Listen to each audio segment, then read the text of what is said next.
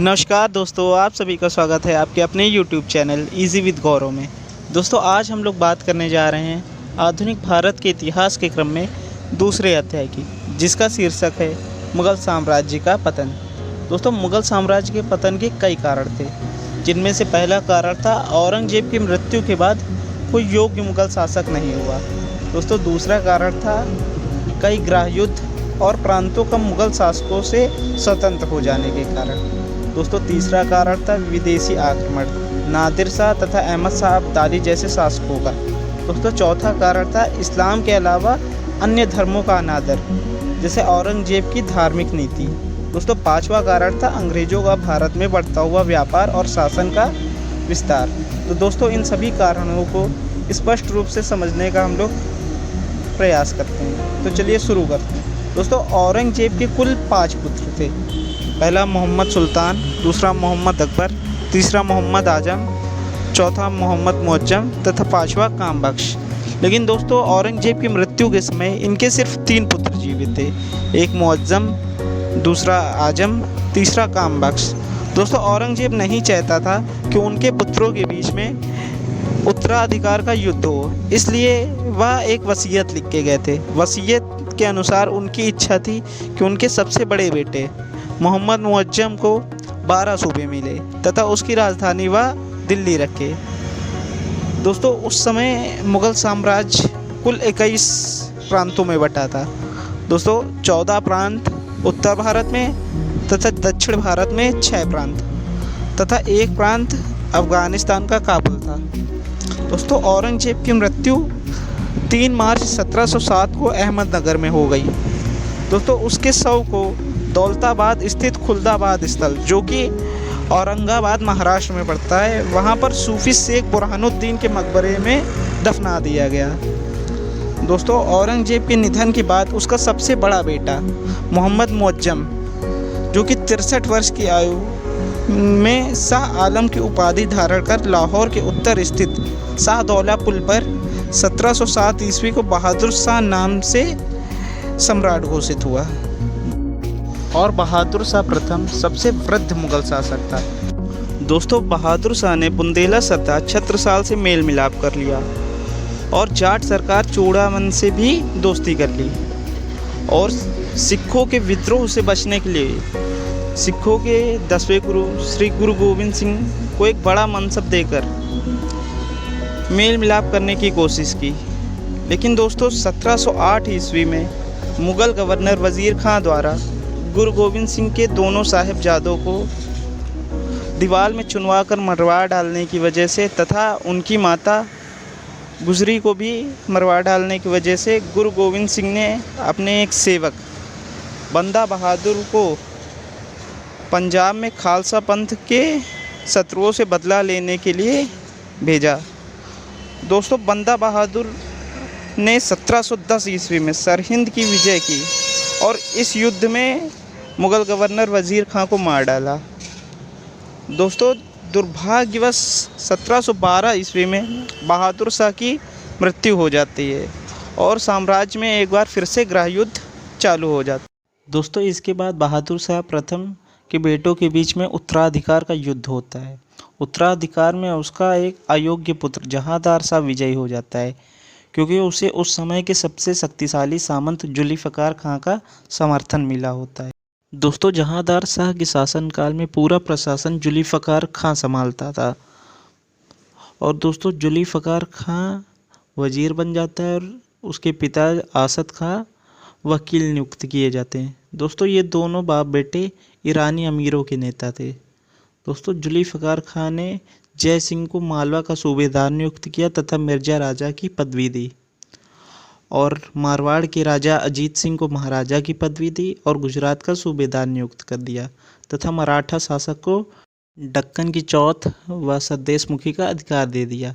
दोस्तों, जुल्फ़िकार खान ने बुंदेला सरदार छत्रसाल और जाट सरकार चूड़ामन से भी दोस्ती कर ली।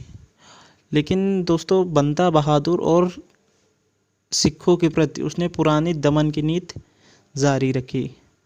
दोस्तों, जहांदार शाह लाल कुमारी नाम की वेश्या से प्रेम करता था। उसने उसके रिश्तेदारों को भी उच्च पदों पर नियुक्त कर रखा था। दोस्तों दूसरी तरफ जहांदार के भतीजे फ़र्रुखसियार ने सम्राट के पद का दावा कर दिया।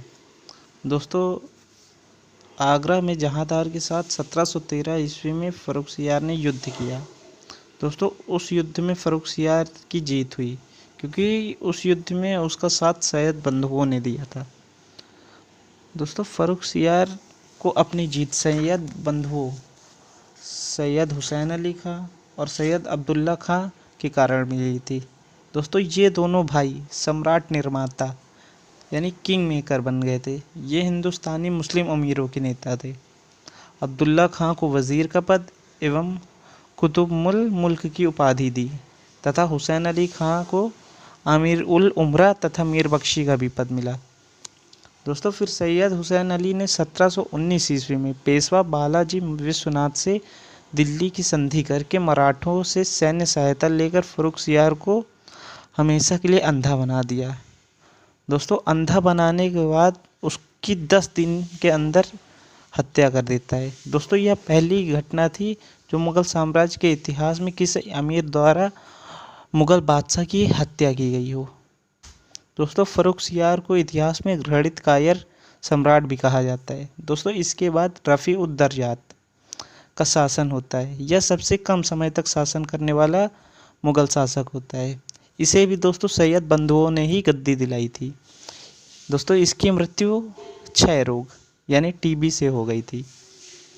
फिर दोस्तों इनकी मृत्यु के बाद रफ़ी-उद-दौला शासन करते हैं। दोस्तों इनको भी गद्दी पर सैयद बंधुओं ने बैठाला था। दोस्तों इस रफ़ी-उद-दौला ने शाहजहां द्वितीय की उपाधि धारण कर ली। यह दूसरा शासक कम समय तक शासन किया। दोस्तों रफ़ी-उद-दौला अफ़ीम का एक आदी बीमार युवक था। सितंबर 1719 में इसकी पेचिश बीमारी के कारण मृत्यु हो जाती है। दोस्तों इसके बाद बहादुर शाह के सबसे छोटे बेटे जहान शाह का पुत्र गद्दी पर बैठता है, जिसका नाम मोहम्मद शाह होता है। यह अत्यधिक विलासितापूर्ण जीवन जीने के कारण तथा स्त्रियों के प्रति आकर्षित होने के कारण इसे रंगीला की उपाधि मिली होती है। दोस्तों इसी के काल में सैयद बंधुओं का अंत हो जाता है। दोस्तों इसी के काल में निज़ामुल मुल्क ने हैदराबाद राज्य की नींव रखी होती है तथा सआदत खां ने अवध में अपने राज्य को स्वतंत्र कर लिया होता। इसी तरह बंगाल, बिहार और उड़ीसा भी स्वतंत्र हो जाते हैं। राजपूताना क्षेत्र भी इसी के काल में स्वतंत्र हो जाता है। दोस्तों इसके बाद फारस के शासक नादिर शाह ने 1739 ईस्वी में मोहम्मद शाह के ही समय दिल्ली पर आक्रमण किया होता है। दोस्तों इसके बाद मोहम्मद शाह की मृत्यु के पश्चात उसका एकमात्र पुत्र अहमद शाह गद्दी पर बैठता है। दोस्तों अहमद शाह का जन्म ऊधम बाई नर्तकी से हुआ होता है, जिसके साथ मोहम्मद शाह ने विवाह कर लिया था। इसी के काल में 1748 ईस्वी में अहमद शाह अब्दाली ने भारत पर आक्रमण किया था। दोस्तों अहमद शाह का प्रिय हिजड़ा जावेद खां था, जिसे नवाब बहादुर की उपाधि प्रदान की गई थी। दोस्तों इसके बाद गद्दी पर आलमगीर द्वितीय बैठता है। दोस्तों इसका नाम अजीजुद्दीन होता है। इसके काल में अब्दाली दिल्ली पर आक्रमण करता है तथा प्लासी का युद्ध भी इसी के समय होता है। दोस्तों इसके बाद गद्दी पर शाहजहां तृतीय बैठता है। दोस्तों इसी के समय में इमादुल मुल्क ने कामबख्श के पौत्र मुही उल मिल्लत को शाहजहां तृतीय के नाम से राज सिंहासन पर बैठा दिया था। दोस्तों आलमगीर द्वितीय की मृत्यु के पश्चात मुग़ल साम्राज्य में 2 बादशाह अलग अलग स्थानों पर सिंहासन रूढ़ थे। दोस्तों इसके बाद गद्दी पर शाह आलम द्वितीय बैठता है।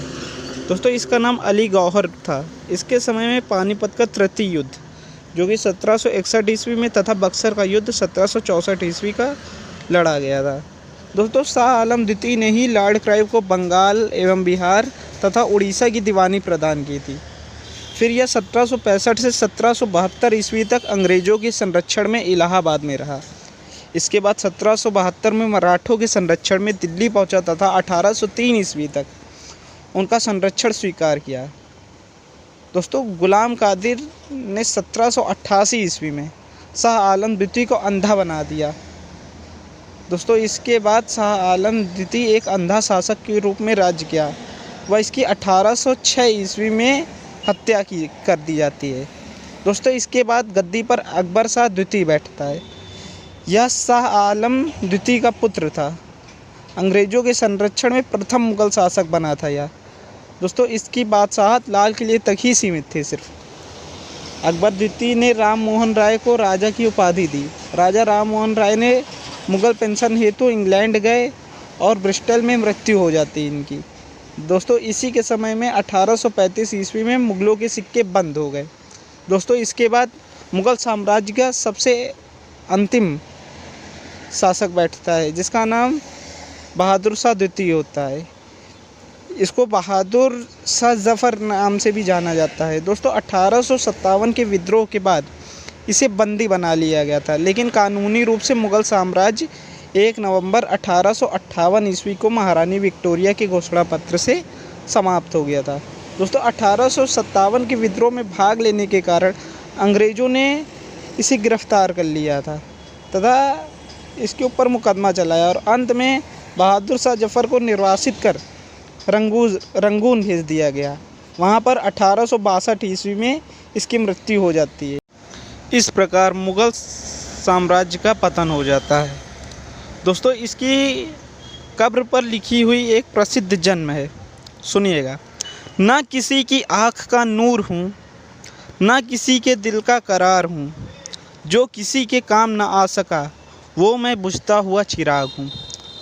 दोस्तों बहादुर शाह जफ़र के बारे में हम कुछ और बातें बताना चाहते हैं। दोस्तों ये अंतिम मुग़ल शासक तो थे ही, लेकिन इतिहास में इन्हें प्रथम स्वतंत्रता संग्राम के एक ऐसे नायक के रूप में याद किया जाता है जो राष्ट्रीय एकता के प्रतीक बने। उन्होंने देश में प्रथम बार गाय वध पर प्रतिबंध लगाकर हिंदू भाईचारे को स्थापित किया। दोस्तों संग्राम के लिए निश्चित तिथि से पहले ही मेरठ छावनी के सैनिकों ने कारतूस में सूअर व गाय की चर्बी होने पर विद्रोह प्रारंभ किया था। बागी सैनिक विद्रोह के लिए निश्चित 10 मई 1857 से पहले ही अपने बंदी साथियों को छुड़ाकर मेरठ छावनी से भाग निकले। फिर विद्रोही सैनिकों ने दिल्ली पहुंचकर बहादुर शाह जफ़र को सम्राट घोषित कर दिया था। तो दोस्तों यह अध्याय यहीं समाप्त होता है। तो दोस्तों अगर आपको यह वीडियो अच्छी लगी हो तो कृपया करके हमारा चैनल सब्सक्राइब करें और हमारी वीडियो को अधिक से अधिक शेयर करें।